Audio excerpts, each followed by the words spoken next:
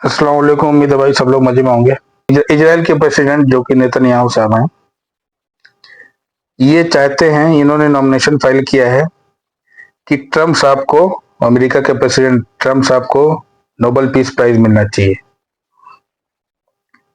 और ये जब अपने अमेरिका के दौरे पे गए थे तो इन्होंने नॉमिनेशन की कॉपी भी दी डोनाल्ड ट्रम्प साहब को। अब इस साल जो भी लोग होंगे, 300 साढ़े 300 दुनिया भर से लोग नॉमिनेशन फाइल करते हैं। फिर उसमें से सिलेक्ट किया जाता है कि किसने अच्छा काम किया सबसे ज्यादा, फिर उसे मिलता है नोबेल पीस प्राइज। ये नोबेल पीस प्राइज क्या है?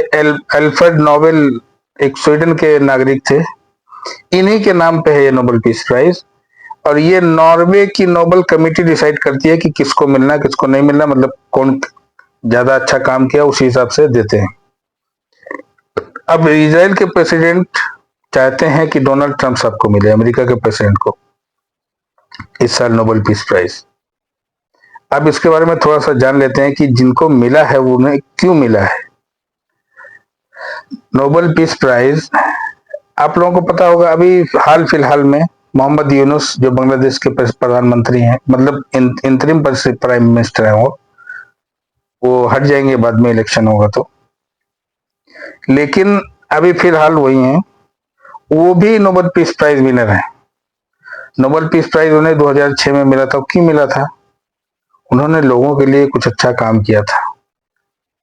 बांग्लादेश में ग्रामीण बैंक बनाया उन्होंने, उसके फाउंडर थे।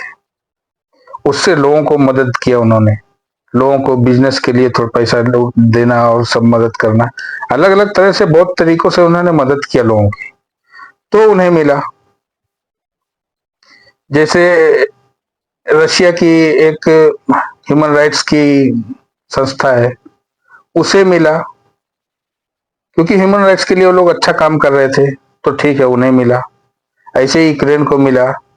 ऐसे ही ईरान ईरान में जो लोग आवाज उठाते थे ह्यूमन राइट्स के लिए, क्योंकि आपको पता है ईरान में हिजाब को लेके और दूसरे दूसरे कानून बहुत सारे जो थोड़े से स्ट्रिक्ट थे, तो लोग जो भी आवाज उठाते थे तो उन्हें सरकार जेल में डालती थी, कड़ाई करती थी।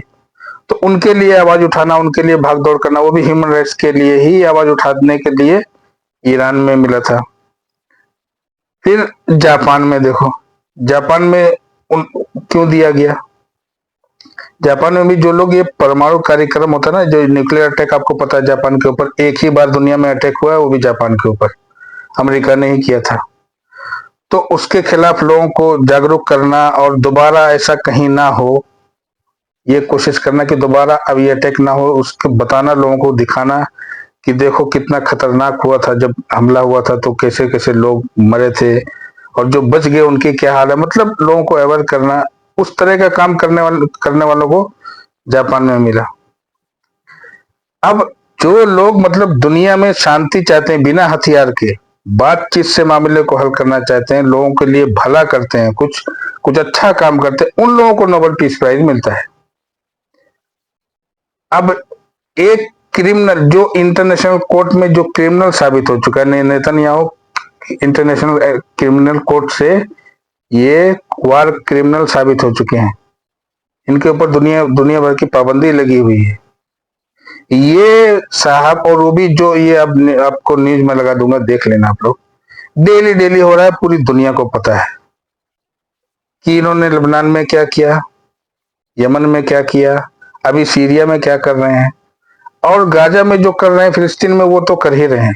डेली का है वो, आपको न्यूज के हेडलाइन लगा दूंगा, देख लेना आप। दुनिया भर की मीडिया रिपोर्ट कर रही है, मगर बहुत लिमिटेड तरीके से, वो भी आपको पता है, क्योंकि ये लोग ज्यादा इन सब बातों को मीडिया में आने नहीं देते। ऐसा आदमी, लाखों लोगों का कातिल, और अभी भी लोगों को मार रहा है जो डेली डेली, वो भी निहत्थों को, सिर्फ इसलिए कि सामने वाला कमजोर है, इसलिए मार पा रहे हैं, नहीं तो इनके इतनी हिम्मत नहीं है। जब ये ईरान से भिड़े थे तो देखा आप लोगों ने कितनी जल्दी से अमेरिका बीच में आके सरेंडर करवा दिया। जैसे ही जरा सा मजबूत आदमी से ये लोग, मतलब सामने वाला थोड़ा सा मजबूत हो, उससे लड़ ही नहीं सकता। अब ये देखो, फिलिस्तीन में मार रहे हैं, गाजा में, क्यों? क्योंकि उनके पास कुछ नहीं है, वो क्या करेंगे बेचारे। लेबनान में मार रहे हैं, वो क्या करेंगे? वो लोग कुछ भी नहीं कर सकते। यमन में मार रहे हैं, कुछ नहीं कर सकते। सीरिया में अभी शुरू किया है, कुछ नहीं कर सकते। तो ऐसे ही लोगों को ये लोग कमजोर निहत्तों को ही मार सकते हैं बस। किसी सामने मजबूत देश से लड़ नहीं सकते कभी। मगर ठीक है, देखते हैं, अल्लाह रहम करे, कब तक ये जुल्म चलेगा इनका। मगर ऐसा लाखों लोगों का कातिल, वार क्रिमिनल आदमी दूसरे को बोल रहा है, वो भी किसको किसको मिलना चाहिए नोबेल पीस प्राइज? उसको जो पूरी इस लड़ाई को पूरा जिसका सपोर्ट है। रशिया यूक्रेन की जंग कब की बंद हो चुकी होती, मगर अमेरिका ने ही तो हथियार दिया। मेन सप्लायर कौन है हथियार का? America, Europe. इसलिए चल रही है वो लड़ाई। यहां भी चल रही है इसराइल गाजा की लड़ाई, क्यों? मेन सप्लायर अमेरिका ही है हथियारों का। जो एक आदमी सप्लाई कर रहा है, दूसरा आदमी मार रहा है। मारने वाला सप्लाई करने वाले को बोल रहा है आपको नोबेल पीस प्राइज मिलना चाहिए। ये कितना भद्दा मजाक है, आप लोग खुद सोचो और आप लोग खुद ही डिसाइड करो। और आप लोग इस बारे में क्या सोचते हो बताना जरूर भाई। चलो भाई, मिलते हैं नेक्स्ट ब्लॉग में।